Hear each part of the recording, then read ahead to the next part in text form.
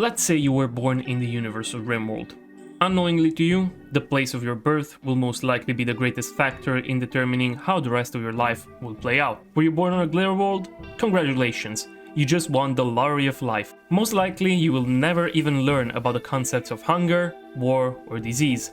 You'll be pampered from birth and allowed to dedicate your life to whatever passions you will develop over the course of a long, happy, healthy life that could easily span for centuries due to the existence of age reversal techniques, advanced medical equipments, and even serums capable of bringing you back from the dead in case of a nasty accident. Were you born on an orb world? Tough luck. You'll most likely spend your life working grueling hours in a mass production factory, inhaling chemical fumes, or compiling dozens of thousands of documents and digital files in some cramped office for one of the hundreds of mega corporations on that planet, while living inside an even more cramped apartment complex, as the concept of countryside homes and spacious farmhouses now belongs to the past, with overpopulation being a problem bigger than ever. But it could be worse. You could be born inside of a dark, damp bunker in the underground of a tox world, having to rely on toxic potatoes or, if you're lucky, hydroponic basins for your survival while having to constantly fend off insectoid invasions and scavenging for any technological relic or resource that could aid your group's survival. That, if you don't perish by a lethal amount of toxicity or radiations by then. Unless you're a waster, chances are you won't make it out without a few tumors. And of course, you could be born on a Rimworld, the wild card. Depending on what kind of colony your parents will belong to, your life might be drastically different from case to case. You could be born into a nudist tribe and chase antelopes in the desert while running away from mechanoids, or you could be born to an ultra-technological refugee colony and possibly end up stripped of your childhood from the beginning, as you will leave a growth vat as an already full-fledged adult. Perhaps your colony wasn't that bad to begin with. You had a reliable food source, loving parents, a decent living space, and oh wait, you just got attacked by a group of pirates and sold into slavery for the rest of your life. But, and now hear me out, what if you were not born onto any planet at all? What if you were born on board of a spaceship?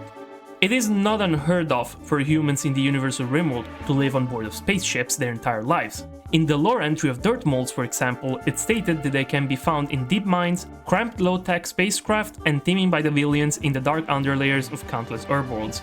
Meanwhile, it is stated clearly multiple times that the Shattered Empire and most of its citizens, after abandoning their home planet Sophia Munda, used what remained of their fleet to take refuge on various corners of the universe, living inside large ancient starships and making use of various outposts on the surface of other planets to most likely gather resources or establish dominance over other colonies and populations. And now, let's get to the point of this video. What would it be like to live on an ancient spaceship in Rimworld? First of all, this is mostly going to be speculation on my part. Across the game there is little to no detail offered in regard to those spaceships, but that's fine. We know what's possible and what isn't possible, technologically speaking, in the universe of Rimworld, and that should allow us to theorize and speculate in a semi-accurate way how would a society living on board of a giant spaceship even work. Keep in mind, I will be referring to this in a broad term and not necessarily talking about the Empire's own spaceships. In order to approach this in an orderly fashion and avoid this video to become too chaotic, jumping from one point to another and skipping relevant parts, I have designed this pyramid of needs. It is reminiscent of Maslow's pyramid for human needs, and yes, while it is essentially the same, it's rather a pyramid of needs for a spaceship living society, rather than for a singular person. Also, while this is a theoretic approach, we are still going to try and make use of Rimworld's known technologies. What we are not going to take into account for this theory craft is going to be architechnology, for obvious reasons. Anything ultratech or below is fair game though. So let's start with the very bottom of the pyramid, the foundation required for these spaceships to even exist. Structural integrity. Hull integrity is rather self-explanatory. The ship must be built and it must be solid. It must be large enough and at the same time capable of sustaining its entire structure, along with being capable of withstanding the vacuum of space and micro-meteoroid impacts, and the material that will be most likely used for its construction will be plasteel.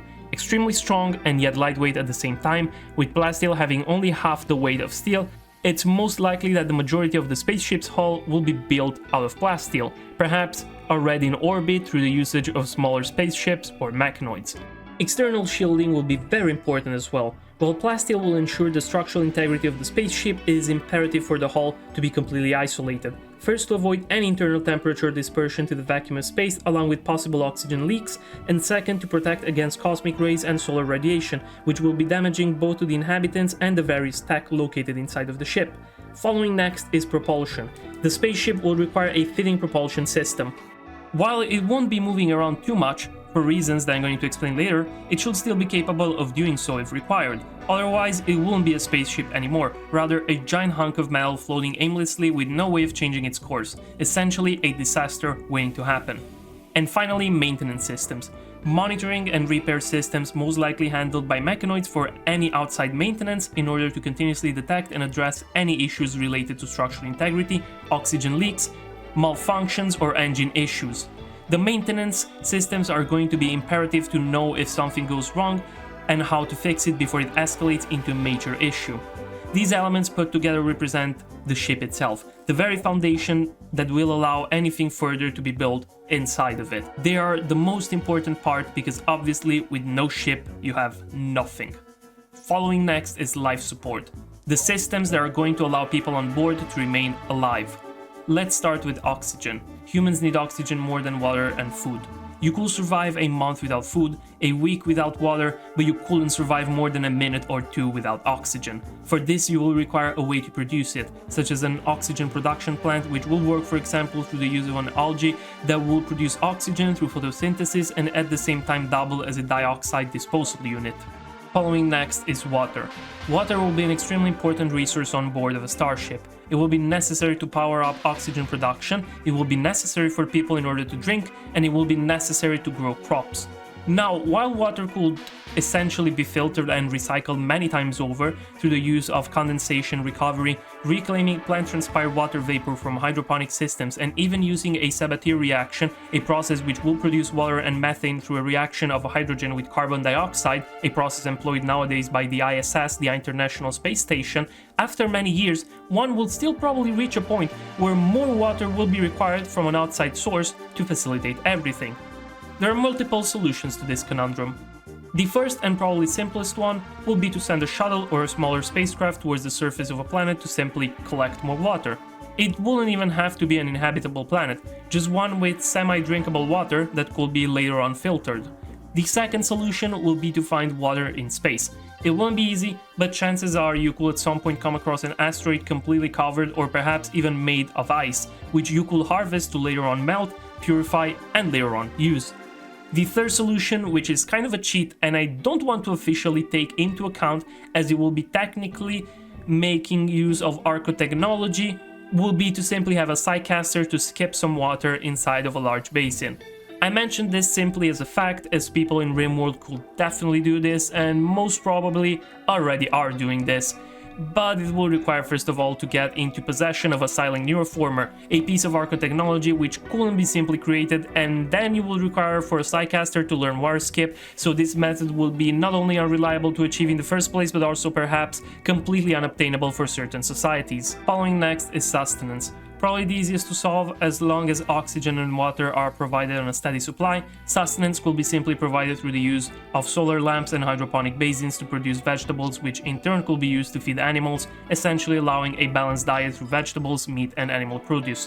While chickens will undeniably be one of the best options as they will reproduce quickly, produce lots of eggs and meat, and require little space and nutrition, larger animals such as cows or sheep could be bred depending on space and food availability. Everything could be easily cooked or repurposed into nutrient paste for better efficiency.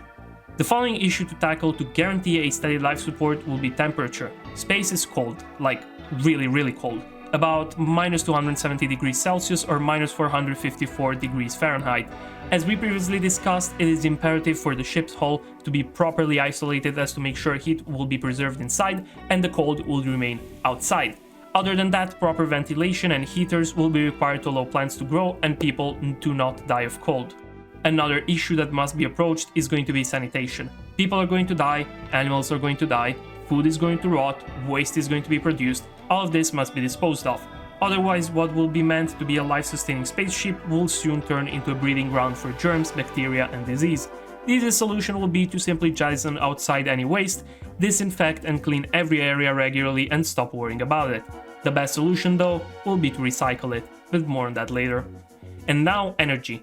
Everything I've mentioned so far is going to definitely require energy in order to function. This shouldn't be that big of an issue. Ship reactors exist and they are capable of powering a ship on a journey through space for many years without issue, but one will require to try and maximize the efficiency of power generation, especially somewhere where resources are limited. First of all, solar panels will be undeniably helpful. Through the ship's propulsion, one could guarantee that the solar panels will be constantly facing a star to harness energy from. A toxifier generator could also be used, as it wouldn't require fuel in order to work, and the resulting toxic waste could simply be disposed of by being launched into space or inefficiently deconstruct in a waste pack atomizer, something that won't make much sense to use, as one will much rather make use of multiple Pollux trees to dispose of toxic waste and at the same time produce more oxygen through the trees. Following next, the last requirement for proper life support will be a cryptosleep emergency area. Having multiple cryptosleeps ready for use at any time could become a life-saving factor in many situations. Sudden hull breach and oxygen is running out quickly? Cryptosleep until the mechs can fix it. Low on food due to a sudden shortage or malfunction? Cryptosleep. Low on water? Cryptosleep until the ship reaches a nearby planet where water could be gathered from, and so on and so on. Cryptosleep emergency caskets will provide a temporary but efficient solution to many problems, as they will increase the chances of survival of anyone, even during the most dire situations. Now we have finished covering life support.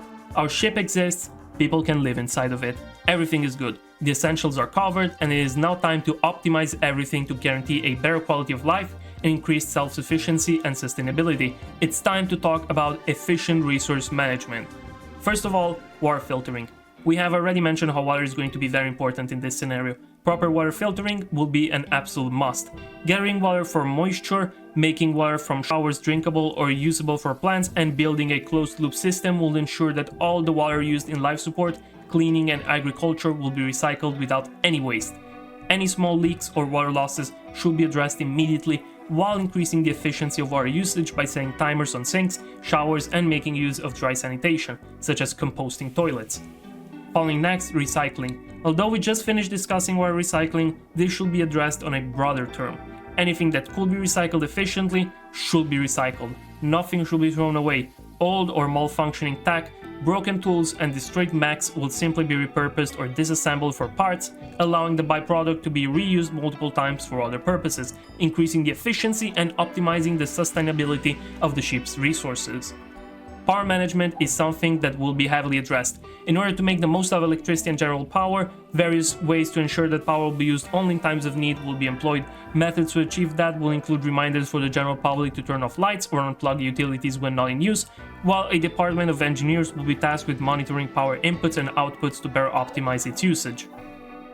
Division of labor will become a highly important subject to approach for an efficient resource management. People living on board of the ship will become resources as well, and they will be directly responsible for tasks best suiting their capabilities, creating a steady workflow in equal parts in order to boost productivity on board. A spaceship like that will require engineers, mechanics, plumbers, electricians, architects, mechanizers, cooks, researchers, smiths, crafters, and tailors in order to ensure the steady production of goods for the people living on board, or to achieve a high maintenance status. By dividing labor in equal parts, few people will become overworked, and increased rest will reduce the risk of accidents due to tiredness. Now that we have a spaceship that is not only capable of sustaining life and providing every comfort required, along with doing so in an efficient and optimal manner as to preserve as much power and general resources as possible, increasing its longevity and self-sustenance, extra resources could be diverted towards additional facilities that will further increase the quality of life on board.